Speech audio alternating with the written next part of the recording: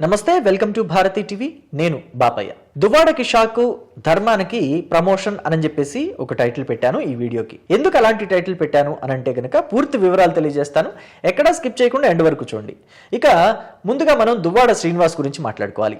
ఈయన ఉత్తరాంధ్రలోని శ్రీకాకుళం జిల్లా నుంచి ఉన్న నేత, వైఎస్ఆర్ కాంగ్రెస్ పార్టీ నేత. 2024లో వైఎస్ఆర్ కాంగ్రెస్ పార్టీ అధికారంలో ఉన్నంత వరకు ఆయన రెచ్చిపోయారు. ఎమ్మెల్సీ ఇచ్చారు జగన్మోహన్ రెడ్డి, ఆయన ఓడిపోవటం వల్ల 2019 ఎన్నికల్లో ఆయనకి టికెట్ ఇచ్చినా కానీ టెక్కల్ నుంచి ఆయన ఓడిపోయారు. సో కాబట్టి జగన్మోహన్ రెడ్డి ఎమ్మెల్సీ ఇచ్చి ఆయనను ఆదుకున్నారని చెప్పాలి ఒక రకంగా.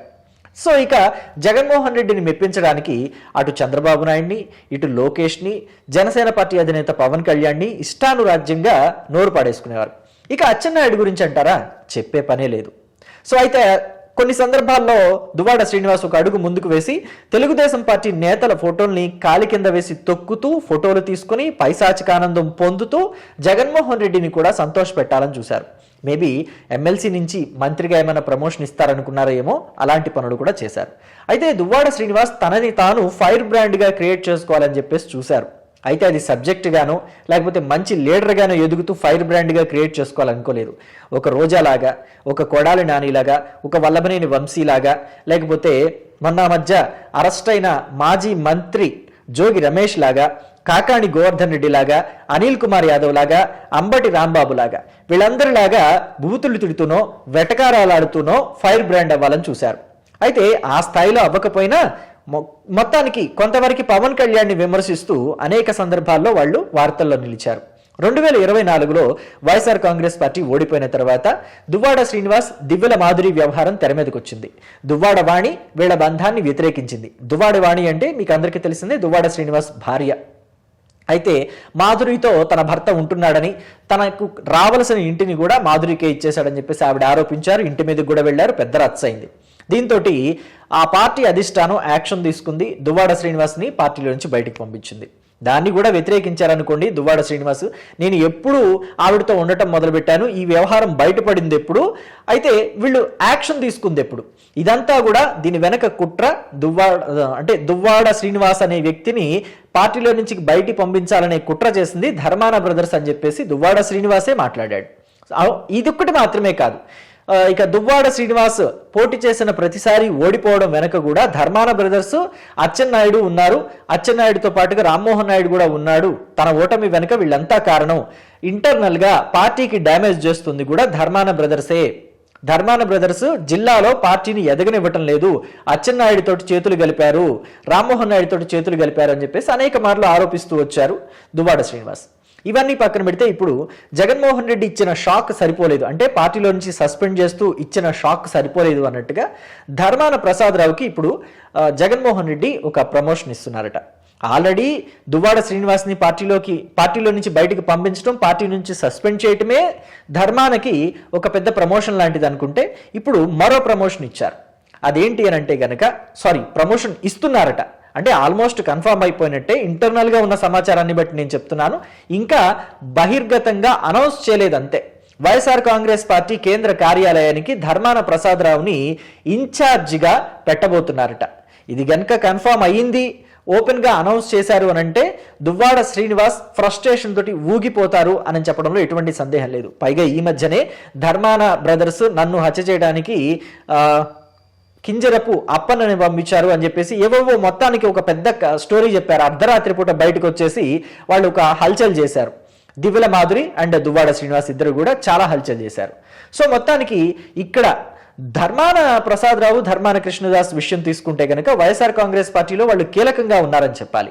జిల్లాలో వాళ్ళకంటూ, అంటే ఉత్తరాంధ్రలతో పాటుగా జిల్లాలో కూడా, శ్రీకాకుళం జిల్లాలో కూడా వాళ్ళకి చాలా ఉన్నతమైన స్థానం ఉంది ప్రజల్లో. అంటే దువ్వాడ శ్రీనివాస్ మాటల్ని పక్కన పెడితే గనక నిజంగానే వాళ్ళకి ఉన్నతమైన స్థానం ఉంది. వాళ్ళు ఇతని పట్ల, అంటే దువ్వాడ శ్రీనివాస్ పట్ల కుట్ర చేశారా లేదా అనే విషయాల్ని పక్కన పెడితే వాళ్ళు 1989 నుంచి రాజకీయాల్లో ఉన్నారు. 1989లో మొట్టమొదటిసారిగా ధర్మాన ప్రసాదరావు అసెంబ్లీలోకి అడుగుపెట్టారు. అప్పటి నుంచి కూడా వైఎస్ఆర్కి వాళ్ళు దగ్గరగా ఉంటూ ఉండేవాళ్ళు. సో ఇక వైఎస్ఆర్ హయాంలో ఆయన మంత్రిగా కూడా పనిచేశారు. అప్పట్లో కూడా అంటే 1989లో కూడా ఆయన ఒకసారి మంత్రిగా పనిచేసినట్టు నాకు జ్ఞాపకం. ఇక ఆ తర్వాత 2011లో జగన్మోహన్ రెడ్డి పార్టీ పెట్టుకున్నప్పుడు వాళ్ళు చూస్తే ధర్మాన బ్రదర్స్ చూస్తే కాంగ్రెస్ పార్టీలో ఉన్నారు కాబట్టి వ్యతిరేకించక తప్పలేదు. మరి మనస్ఫూర్తిగా వ్యతిరేకించారో పార్టీ లైన్ని బట్టి వ్యతిరేకించారో తెలియదు, కానీ అప్పట్లో ధర్మాన ప్రసాదరావు అండ్ ధర్మాన కృష్ణదాస్ ఇద్దరు కూడా జగన్మోహన్ రెడ్డిని తిట్టకుండా తిట్టారు మీడియాలో. వాళ్ళు చెప్పిన మాట ఏంటంటే అప్పట్లో సూట్ కేసులు కంపెనీలు పెట్టారని చెప్పేసి, షెల్ కంపెనీలు పెట్టేశారని చెప్పేసి విమర్శలు కూడా గుప్పించారు. జగన్మోహన్ రెడ్డి అక్రమాస్తులు సంపాదించుకున్నారని కూడా అన్నారు. అయితే అటువంటి వాళ్లే వెళ్ళి 2014లో వైఎస్ఆర్ కాంగ్రెస్ పార్టీలో చేరారు. ఇక 2019లో వైఎస్ఆర్ కాంగ్రెస్ పార్టీ అధికారంలోకి వచ్చిన తరువాత జగన్మోహన్ రెడ్డి వాళ్ళకి మంత్రి పదవులు కూడా కట్టబెట్టారు. సో ఇది ధర్మాన బ్రదర్స్ రాజకీయం అనంటే. సో మొత్తం మీద ఇప్పుడు మరోసారి ధర్మాన బ్రదర్స్ వాళ్ళు దువ్వాడ శ్రీనివాస్ మీద పైచేయి సాధించినట్టుగా అవ్వబోతోంది. ఇప్పుడు ధర్మాన ప్రసాదరావుకి గనక వైఎస్ఆర్ కాంగ్రెస్ పార్టీ కేంద్ర కార్యాలయం ఇన్ఛార్జి పదవి ఇస్తే అంటే దువ్వాడ శ్రీనివాస్కి అది మాత్రం నిజంగా శరాఘాతం అనే చెప్పాలి. రాజకీయంగా కోలుకోలేని దెబ్బ అని చెప్పాలి. మరోసారి వైఎస్ఆర్ కాంగ్రెస్ పార్టీలోకి ఎంట్రీ ఉండదు అని చెప్పాలి. ఎందుకంటే గతంలో వైఎస్ఆర్ కాంగ్రెస్ పార్టీ నుంచి తనని సస్పెండ్ చేసినప్పుడు విలేకరులు అడిగారు, జగన్మోహన్ రెడ్డి మిమ్మల్ని పార్టీ నుంచి సస్పెండ్ చేశారు కదా, ఏ పార్టీలోకి వెళ్తారు అంటే నేను ఏ పార్టీకి వెళ్ళదలుచుకోలేదు. ఎందుకంటే గతంలో కాంగ్రెస్ పార్టీలో ఉన్నప్పుడు కూడా నన్ను సస్పెండ్ చేశారు ఒకసారి ఇలాగే. ఆ తర్వాత వైఎస్ రాజశేఖర రెడ్డి నన్ను పార్టీలోకి తీసుకున్నారు. సో ఇప్పుడు కూడా జగన్మోహన్ రెడ్డి నన్ను సస్పెండ్ చేసినా ఆయనే తప్పకుండా భవిష్యత్తులో నన్ను తిరిగి పార్టీలోకి తీసుకుంటారు అని చెప్పేసి ఆయన మాట్లాడారు. అందుకనేనేమో మొన్నటి వరకు ఏ పార్టీలోకి వెళ్ళలేదు, ఇప్పుడు కూడా ఏ పార్టీలోకి వెళ్ళలేదు, ఆయన ఖాళీగానే ఉన్నారు. అయితే బయట మాట్లాడుకునేది ఏంటంటే ఆయన ఏ పార్టీలోకి వెళ్ళకపోవటం కాదు, ఆయన్ని ఏ పార్టీలోకి తీసుకోరు అని చెప్పేసి. ఎందుకంటే ఇటు తెలుగుదేశం పార్టీలోకి వెళదాము అని అంటే గనక అచ్చెన్నాయుడే అడ్డుపడతాడు, చంద్రబాబు కూడా తీసుకోరు. ఎందుకంటే చాలాసార్లు చంద్రబాబును తోలనాడారు. ఇక జనసేన పార్టీలోకి వెళదామంటే ఓడిపోయిన తర్వాత కూడా వైఎస్ఆర్ కాంగ్రెస్ పార్టీ నుంచి దువ్వాడ శ్రీనివాస్ని సస్పెండ్ చేసిన తర్వాత కూడా పవన్ కళ్యాణ్ పెళ్లిళ్ళ గురించి, పవన్ కళ్యాణ్ భార్యల గురించి ప్రస్తావన చేశాడు దువ్వాడ శ్రీనివాస్. కాబట్టి అక్కడ కూడా వెళ్లే అవకాశం లేదు. ఇక బీజేపీలోకి వెళదామనంటే ఇటు టీడీపీ నుంచి అటు జనసేన పార్టీ నుంచి నో అబ్జెక్షన్ సర్టిఫికేట్ వస్తే తప్ప వాళ్ళు కూడా తీసుకోరు. ఇక మిగిలింది ఏంటి, కాంగ్రెస్ పార్టీ వెళితే కాంగ్రెస్ పార్టీలోకి వెళ్ళాలి. ఆంధ్రప్రదేశ్లో అందులోనూ శ్రీకాకుళం జిల్లాలో కాంగ్రెస్ పార్టీకి ఏ మాత్రం కూడా ఊపులేదు కాబట్టి ఆయన వెళ్లే అవకాశం కూడా ఉండదు. ఆయన వెళ్లే ఆలోచన కూడా చేస్తారని చెప్పేసి అనుకోలేము. ఇక ఒకవేళ జగన్మోహన్ రెడ్డి గనక దువ్వాడ శ్రీనివాస్ మాటలు విని సపోజ్ అనుకుందాం దువ్వాడ శ్రీనివాస్ మాటలు విని ధర్మాన బ్రదర్స్ ని బయటికి పంపించారనుకోండి, నెక్స్ట్ మినిట్ ధర్మాన బ్రదర్స్ ఇద్దరు కూడా వెళ్ళి తెలుగుదేశం పార్టీలో జాయిన్ అవ్వచ్చు, లేదా జనసేనలోనూ జాయిన్ అవ్వచ్చు, లేదంటే బీజేపీలో కూడా జాయిన్ అవ్వచ్చు. వాళ్ళకి ఆ మూడు పార్టీల వాళ్ళు కూడా ఖచ్చితంగా రెడ్ కార్పెట్ పరిచయం తీసుకుంటారు. అయితే మొదటి నుంచి కూడా కాంగ్రెస్ పార్టీలో ఉన్నారు. కాంగ్రెస్ పార్టీ భావజాలం వాళ్ళల్లో ఉంది ధర్మాన బ్రదర్స్లో. కాబట్టి వాళ్ళు 2014లో తెలుగుదేశం పార్టీలోకో లేకపోతే బీజేపీలోకో వెళ్లకుండా వైఎస్ఆర్ కాంగ్రెస్ పార్టీలోకి వెళ్లారు. ఎందుకంటే వైఎస్ఆర్ కాంగ్రెస్ పార్టీ డిఎన్ఏ ఏదైతే ఉందో అది కాంగ్రెస్ డిఎన్ఏకి దగ్గరగా ఉంటుంది. వైఎస్ఆర్ కాంగ్రెస్ పార్టీలో జాయిన్ అయిన నేతలు కూడా మొత్తం అందరూ కూడా కాంగ్రెస్ పార్టీ నుంచి వచ్చి జాయిన్ అయిన వాళ్లే ఎక్కువ శాతం. సో కాబట్టి ధర్మాన బ్రదర్స్ కూడా అటే జరిగారు. కాబట్టి ధర్మాన బ్రదర్స్ ఇప్పుడు కూడా వేరే ఏ పార్టీకి వెళతారని చెప్పేసి నేనైతే అనుకోను.